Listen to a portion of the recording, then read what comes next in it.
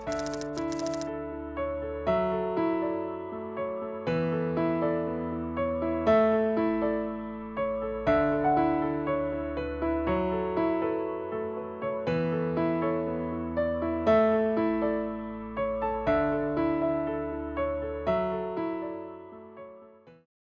এখন আসা হচ্ছে অ্যালকেনের ল্যাবরেটরি প্রিপারেশনে। সো যখন আমরা ইন্ডাস্ট্রিয়াল প্রিপারেশন এবং ল্যাবরেটরি প্রিপারেশন নিয়ে কথাবার্তা বলতেছিলাম, তখন হচ্ছে এটা বলে দিছিলাম যে ল্যাবরেটরি প্রিপারেশন হচ্ছে অনেক বেশি জেনারেলাইজড, এটা কোনো একটা নির্দিষ্ট কম্পাউন্ডের উপর ওরিয়েন্টেড থাকে না, হোয়ারএজ ইন্ডাস্ট্রিয়াল প্রিপারেশন হচ্ছে অনেকটা কম্পাউন্ড ওরিয়েন্টেড। সো একটা কম্পাউন্ডকে কিভাবে খুব লাভজনক উপায়ে আইসোলেট করা যায় বা একটা কম্পাউন্ডকে কিভাবে খুব লাভজনক উপায়ে তৈরি করা যায়, ইন্ডাস্ট্রিয়াল প্রিপারেশন শুধুমাত্র সেই দিকে মনোনিবেশ করে, কিন্তু ল্যাবরেটরি প্রিপারেশন আসলে সবার জন্য কথা বলে, সাধারণভাবে কথা বলে। সো যখন আমরা ল্যাবরেটরি প্রিপারেশনে চলে আসব, তখন আমরা যে কোনো একটা অ্যালকেনকে নির্দিষ্ট ধরে সেইভাবে সামনে আগাবো না, আমরা সকল অ্যালকেনকে জেনারেল ধরে ওই একটা উপায় তৈরি করব যে উপায়ে সকল অ্যালকেনকে তৈরি করা যায়। সো এই ক্ষেত্রে আমাদের একদম বেসিক টার্গেট হচ্ছে যে কোনো একটা অ্যালকেনকে জেনারেল ফর্মে তৈরি করে নেওয়া। সো যে কোনো একটা অ্যালকেনের জেনারেল ফর্ম লিখতে গেলে আসলে হচ্ছে আমাদের কতগুলো নোটেশন ইউজ করতে হবে। তো সবার প্রথমে আমি সেই নোটেশন সম্পর্কে তোমাদের আইডিয়া দিয়ে নেই। খেয়াল করো, আমার কাছে ধরো যে কোনো একটা অ্যালকেন আছে, যে কোনো একটা অ্যালকেন হলো হচ্ছে যে কোনো একটা অ্যালকেন বলতে, যেহেতু আমি যে কোনো অ্যালকেন বলছি, সো আমার এখন এন কার্বন বিশিষ্ট অ্যালকেন নেওয়াটা জরুরি। সো এন কার্বন বিশিষ্ট অ্যালকেনের মধ্যে যদি সেটা নরমাল শিকল অ্যালকেন হয়, যদি সেটা হচ্ছে সাইক্লিক না হয়, তাহলে সেখানে হাইড্রোজেন থাকে হচ্ছে 2n+2টা। এখন এই অ্যালকেন থেকে আমরা যেটা করব সেটা হচ্ছে কোনো একভাবে একটা হাইড্রোজেনকে আমরা সরাই ফেলবো। সো একটা হাইড্রোজেনকে আমরা সরাই ফেলি। সো যদি একটা হাইড্রোজেন মাইনাস হয়ে যায়, তাহলে এইখানে খেয়াল করো কি কি বাকি থাকে। কার্বন বাকি থাকে কয়টা? এনটা, কারণ কার্বন সংখ্যা আসলে কোনো পরিবর্তন হবে না। কিন্তু হাইড্রোজেন যেহেতু 2n+2টা ছিল, তাহলে এখন একটা হাইড্রোজেন কমে গেলে বর্তমানে হাইড্রোজেন কয়টা হবে? খুবই স্বাভাবিক, 2n+1টা হাইড্রোজেন হবে এবং কার্বন একটা হাত খালি থাকবে। সো এই যে জিনিসটা পাওয়া গেল, এইটা হচ্ছে অর্গানিক কেমিস্ট্রিতে খুবই ইম্পর্টেন্ট একটা রেডিক্যাল বা খুবই ইম্পর্টেন্ট একটা মূলক। এইটার একটা স্পেশাল নাম দেওয়া হয়, এই জিনিসটার নাম হচ্ছে অ্যালকাইল। ওকে, সো অ্যালকাইলের ডেফিনিশন তাহলে কি দাঁড়ালো? যে কোনো একটা অ্যালকেন থেকে যদি একটা হাইড্রোজেন চলে যায়, তাহলে যা বাকি থাকে তাকেই বলা হয় একটা অ্যালকাইল। যেমন এক কার্বনের যে কোনো একটা অ্যালকেন, এক কার্বনের যে কোনো একটা অ্যালকেন না, আসলে একটা অ্যালকেন সম্ভব, মিথেন। এই মিথেন থেকে যদি একটা হাইড্রোজেন চলে যায়, তাহলে কি বাকি থাকে? CH3 এবং কার্বনের একটা হাত খালি। এইটার নাম কি? খেয়াল করো, রুট নেম হচ্ছে অ্যালক। এখানে কয়টা কার্বন আছে? একটা কার্বন, সো এটার নাম হবে হচ্ছে মিথ। সো এই ফ্যামিলিটার লাস্টে কি হয় নামের শেষে? YL। সো আমি এখানে একটা YL বসাই দেই। সো এটার নাম হচ্ছে মিথাইল। সিমিলারলি দুই কার্বনের যে কোনো একটা অ্যালকাইলের নাম হচ্ছে ইথাইল। সো দুই কার্বনের একটা অ্যালকেন আমরা লিখে ফেলি C2H6। এখান থেকে যদি একটা হাইড্রোজেন চলে যায়, তাহলে থাকবে হচ্ছে C2H5 এবং কার্বনের একটা হাত খালি, এটার নাম হচ্ছে ইথাইল। কারণ দুই কার্বনের একটা অ্যালকেনের নাম হচ্ছে ইথেন, সো ইথেন থেকে পাওয়া যাবে হচ্ছে ইথাইল। এই যে লাস্টের YL, এটা প্রকাশ করে এটা হচ্ছে একটা অ্যালকাইল গ্রুপ। সো আমরা এখন আসলে এই অ্যালকাইল গ্রুপগুলোকে নিয়ে কথাবার্তা বলবো, এবং যখন আমরা অ্যালকাইল গ্রুপগুলোকে নিয়ে কথাবার্তা বলবো, আমরা অ্যালকাইলের এত বড়সড় CnH2n+1 টাইপের কোনো ফর্মুলা ইউজ করব না। আমরা এর বদলে ছোট্ট একটা লেটার ইউজ করব, সেই ছোট্ট লেটারটা হচ্ছে বড় হাতের R।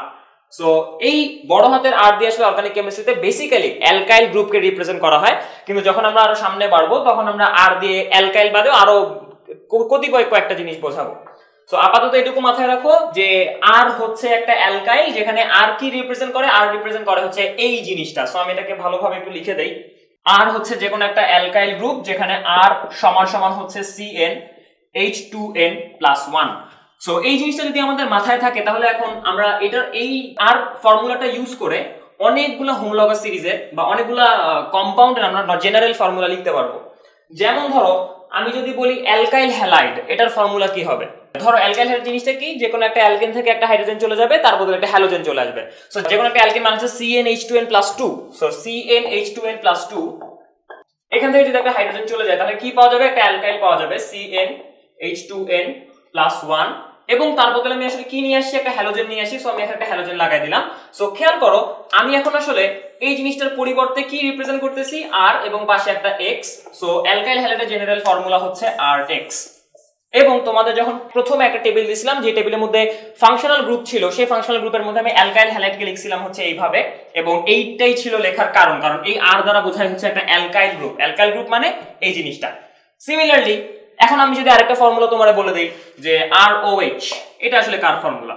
অ্যান্সার খুবই সোজা, খেয়াল করো এখানে আর হচ্ছে অ্যালকোহল এবং এই আর এর সাথে বাকি যা থাকবে সেটাই তো হাইড্রোজেনকে প্রতিস্থাপিত করে আসলো, তাই না? যেমন এই ক্ষেত্রে খেয়াল করো একটা হাইড্রোজেন চলে যায়, তার জায়গায় কি আসলো, একটা হ্যালোজেন আসলো। সো এইখানে এই আর এর সাথে যে জিনিসটা যুক্ত থাকে সেটা আসলে কার প্রতিস্থাপক হিসেবে আসছে? হাইড্রোজেনের। সো একটা অ্যালকেনের হাইড্রোজেন সরে যায়, তার জায়গায় যদি একটা OH চলে আসে, তাহলে এই কম্পাউন্ডটার নাম আমরা কি বলি? এই কম্পাউন্ডের নাম আমরা বলি হচ্ছে অ্যালকোহল। সো এটা হচ্ছে অ্যালকোহলের জেনারেল ফর্মুলা ROH। সিমিলারলি আমি যদি বলি অ্যাসিডের জেনারেল ফর্মুলা কি হবে, সেটা হচ্ছে RCOOH, তারপর হচ্ছে অ্যালডিহাইডের জেনারেল ফর্মুলা RCHO, এবং এইভাবে চলতে থাকবে। সো আর এর আইডিয়াটা আশা করি ক্লিয়ার করতে পারলাম, কারণ এটা ক্লিয়ার হওয়াটা জরুরি। আমাদের পরবর্তী যতগুলো রিঅ্যাকশন আসবে সবগুলো রিঅ্যাকশনে আমি আসলে বিভিন্ন রকমের আর ইউজ করব, কখনো R1 R2, কখনো R prime R double prime, এই টাইপের কথাবার্তা আমরা ইউজ করব। সো অ্যালকাইলের ধারণাটা মাথার মধ্যে খুব ভালো মতো ঢুকায় নাও। সো ল্যাবরেটরিতে অ্যালকেনকে প্রিপেয়ার করার মতো অনেক মেথড আছে, তো আমরা অনেক মেথডে যাব না, আমরা মাত্র 3টা মেথড পড়ব। সো সেই 3টা মেথডের মধ্যে প্রথমটার নাম হচ্ছে হাইড্রোজিনেশন, এবং এই নামটা তোমাদেরকে আগেও বলা হয়েছে। হাইড্রোজিনেশন মানে হচ্ছে হাইড্রোজেনের সংযোজন, হাইড্রোজিনেশন অফ অ্যালকিনস অর অ্যালকাইনস। অ্যালকিনস অথবা অ্যালকাইনসই কেন, এটা হচ্ছে আমরা সামনে আগাতে বুঝতে পারবো। সো অ্যালকিনস অথবা অ্যালকাইনস। 2 নাম্বার হচ্ছে রিডাকশন অফ অ্যালকাইল হ্যালাইডস বা অ্যালকাইল হ্যালাইডের বিজারণ। এই প্রক্রিয়ার মাধ্যমে আমরা আসলে অ্যালকেন তৈরি করতে পারি।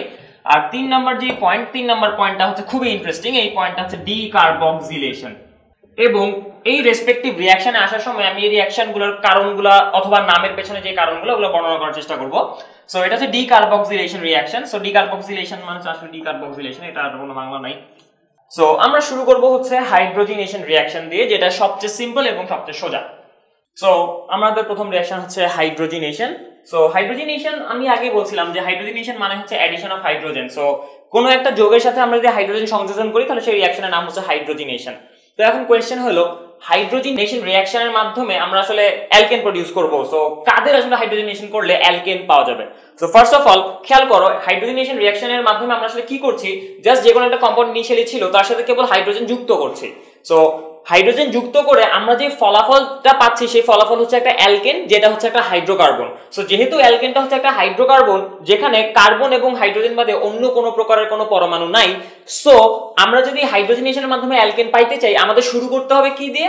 আমাদের শুরু করতে হবে অবশ্যই হাইড্রোকার্বন দিয়ে। সো এখন আমরা খুব ভালো মতোই জানি হাইড্রোকার্বন হচ্ছে মোটামুটি 3 ধরনের থাকতে পারে, একটা হচ্ছে অ্যালকেন, একটা অ্যালকিন অথবা অ্যালকাইন। সো হাইড্রোজিনেশন রিঅ্যাকশন আমরা যখন করব তখন আমরা আসলে এই অ্যালকিন অথবা অ্যালকাইন ছাড়া আর কারো হাইড্রোজিনেশন করতে পারবো না। কেন করতে পারবো না? কারণ খেয়াল করো, হাইড্রোজিনেশন রিঅ্যাকশন হচ্ছে একটা সংযোজন বিক্রিয়া, তাই না? হাইড্রোজিনেশন রিঅ্যাকশন হচ্ছে একটা সংযোজন বিক্রিয়া। এখন এই সংযোজন বিক্রিয়াটা কোন হাইড্রোকার্বন গুলা দেয়? অবশ্যই সংযোজন বিক্রিয়া সেই হাইড্রোকার্বন গুলা দিবে যারা হচ্ছে অসম্পৃক্ত। সো আমাদের জানা মতে অ্যালকিন এবং অ্যালকাইনই হচ্ছে অসম্পৃক্ত হাইড্রোকার্বন। দ্যাটস ওয়াই এই অসম্পৃক্ত হাইড্রোকার্বনগুলোকে যদি হাইড্রোজেনের সাথে সংযোজন বিক্রিয়া দেওয়া হয় তাহলে সম্পৃক্ত হাইড্রোকার্বন পাওয়া যাবে, এবং সম্পৃক্ত হাইড্রোকার্বনের অপর নাম হচ্ছে অ্যালকেন। দ্যাটস ওয়াই আমরা বলি হাইড্রোজিনেশন অফ কাদের? হাইড্রোজিনেশন অফ অ্যালকিনস এবং অ্যালকাইনস এর। সো বেসিক আইডিয়াটা আমরা দেখে নেই যে কিভাবে আসলে জেনারেলি রিঅ্যাকশনটা ক্যারি আউট করা হয়। সো এটা হচ্ছে একটা অ্যালকিন যেখানে R1 R2 R3 R4 চারটা হচ্ছে ভিন্ন ভিন্ন অ্যালকাইল গ্রুপ হতে পারে, অথবা সেমও হতে পারে, ইভেন এরা ইন্ডিভিজুয়ালি হাইড্রোজেনও হতে পারে, এটাও কোনো সমস্যা নাই। সো এদেরকে আমি যদি হাইড্রোজিনেট করি এবং হাইড্রোজিনেশন রিঅ্যাকশন ঘটানোর জন্য আসলে একটা ক্যাটালিস্ট লাগে বা একটা প্রভাবক অ্যাড করা হয়। সেই প্রভাবকটা হতে হয় হচ্ছে ডি ব্লক এলিমেন্টের যে কোনো একটা কিছু। সো বেসিক্যালি আমরা এখন যেটা ইউজ করবো সেটা হচ্ছে নিকেল, এবং এই রিঅ্যাকশনটা নর্মাল টেম্পারেচার আসলে হয় না। সো আমাদের কিছু হিট দিতে হবে এবং টেম্পারেচারটা মোটামুটি 250 ডিগ্রি সেলসিয়াসের মতো রাখতে হবে। সো যদি এই কাজটা করা হয় তাহলে খেয়াল করো এখানে একটা অসম্পৃক্ত বন্ধন আছে, এবং এই অসম্পৃক্ত বন্ধনটাকে অ্যাটাক করবে কে? এই যে হাইড্রোজেনটা। সো এই দুইটা হাইড্রোজেন পরমাণু এই অসম্পৃক্ত বন্ধনকে অ্যাটাক করে যেই দুটো কার্বন অসম্পৃক্ত বন্ধনের সাথে যুক্ত আছে সেই দুটো কার্বনের প্রত্যেকটার সাথে একটা করে লেগে যাবে, এবং লেগে যাওয়ার কারণে যে অ্যালকেনটা পাওয়া যাবে সেটা দেখতে হবে হচ্ছে এরকম। সো এই হচ্ছে আমাদের রেজাল্টিং অ্যালকেন। এবং খেয়াল করো এখানে আমি আসলে কোনো একটা নির্দিষ্ট অ্যালকেনের কথা বলি না, এখানে আমি আসলে একটা জেনারেলাইজড ফর্মুলা লিখছি অ্যালকেনের, এবং এখানে হচ্ছে একটা জেনারেলাইজড ফর্মুলা লিখছি অ্যালকিনের। সিমিলারলি যদি অ্যালকাইন থাকে তাহলে কিন্তু একই রকমের ঘটনা ঘটবে। সো যদি অ্যালকাইন থাকে তাহলে মনে করো অ্যালকাইনটা হচ্ছে এরকম। সো এই অ্যালকাইনের মধ্যে অসম্পৃক্ত বন্ধন কয়টা আছে? অসম্পৃক্ত বন্ধন আছে 2টা। সো আমরা আশা করি যে এখানে 2 ধাপে আসলে হাইড্রোজেনের অ্যাডিশন হবে। সো 2 ধাপটা কিরকম? প্রথম ধাপে হাইড্রোজেনের অ্যাডিশন হবে এবং হওয়ার মাধ্যমে এই 2টা অসম্পৃক্ত বন্ধনের মধ্যে একটা বন্ধন ভেঙে যাবে, এবং একটা বন্ধন যদি ভেঙে যায় তাহলে ডবল বন্ড থাকবে এবং একটা করে হাইড্রোজেন যুক্ত হবে। সো এখানে একটা হাইড্রোজেন যুক্ত হলো এবং এখানে আরো একটা হাইড্রোজেন যুক্ত হলো। এখন খেয়াল করো, এই একবার হাইড্রোজেন যুক্ত হওয়ার পরে যৌগটা কি সম্পৃক্ত হয়ে গেছে? মোটেও না, যৌগটা আসলে সম্পৃক্ত হয় নাই। সো এইখানে আসলে আবার একবার সংযোজন হওয়া সম্ভব। সো আবার যেহেতু একবার সংযোজন হওয়া সম্ভব, সো এখানে ফার্দার আবার বিক্রিয়া হবে এবং বিক্রিয়া হওয়ার মাধ্যমে এই যৌগটা পুরোপুরি সম্পৃক্ত হয়ে যাবে। সো পুরোপুরি সম্পৃক্ত হলে পুরো চেহারাটা কেমন দাঁড়াবে? এই যৌগটা হয়ে যাবে হচ্ছে এরকম। সো খেয়াল করো, এই পর্যন্ত আসার পরে যে যৌগটা পাওয়া গেল এটা হচ্ছে একটা অ্যালকেন। সো ওভারঅল রিঅ্যাকশনটা কেমন? ওভারঅল রিঅ্যাকশন হলো 1 মোল অ্যালকাইনের সাথে 2 মোল হাইড্রোজেন যুক্ত হয়ে 1 মোল অ্যালকেন প্রোডিউস করতে পারে। সো এখানে 2 মোল হাইড্রোজেন কেন যুক্ত হলো? কারণ অ্যালকাইনের মধ্যে অসম্পৃক্ত বন্ধন আছে কয়টা? অসম্পৃক্ত বন্ধন হচ্ছে 2টা।